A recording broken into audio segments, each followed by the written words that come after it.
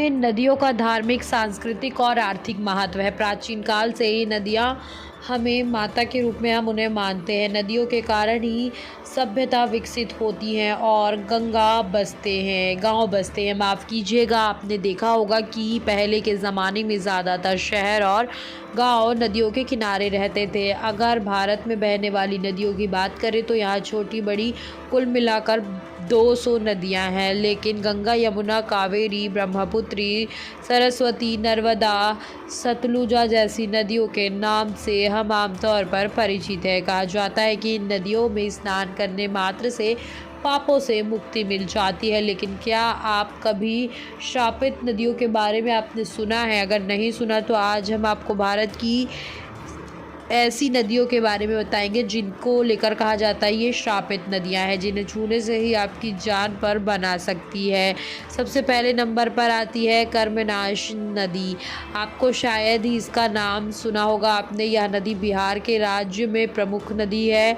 इन दोनों राज्यों के लोगों का मानना है कि जो लोग इस नदी को छूते हैं उसका भाग्य बिगड़ जाता है। वहीं कुछ लोगों का कहना है कि इस नदी का पानी श्रापित है, इसीलिए लोग इसके पानी को छूना तक पसंद नहीं करते। दूसरे नंबर पर आती है चंबल नदी। चंबल नदी मध्य प्रदेश की प्रमुख नदी है। इस नदी के बारे में कौन नहीं जानता।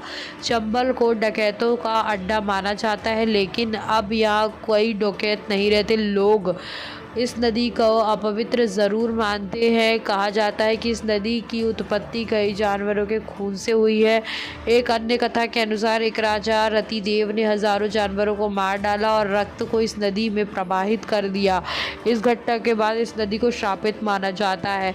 फल्गु नदी धार्मिक स्थलों और उनके आसपास की नदियों को देवी का रूप माना जाता है, लेकिन बिहार के गया जिले में बहने वाली फल्गु नदी के बारे में कुछ और ही कहा जाता है। गया बिहार का ऐसा जिला है जहां हर साल लाखों लोग पिंडदान और श्रम दान करते हैं। यहाँ के लोग नदी को देवी नहीं बल्कि श्रापित मानते हैं। कहा जाता है कि इस नदी को माता सीता ने श्राप दिया था, तभी से लोग इस नदी को श्रापित और खराब मानते हैं। कोसी नदी के बारे में हम ये जानते हैं और इसके बारे में हमने किताबों में सुना है। बहुत से लोग इसे परिचित नहीं है। नेपाल से हिमाचल में उत्पन्न होकर नदी ये जो है बहती है और ताजमहल के पास कोसी गंगा में मिल जाती है। यहाँ इसे शोक नदी के नाम से जाना जाता है। कहा जाता है जब भी इस नदी के बाढ़ आती है तो स्थानीय लोग प्रभावित होते हैं और लोगों की जान चली जाती है।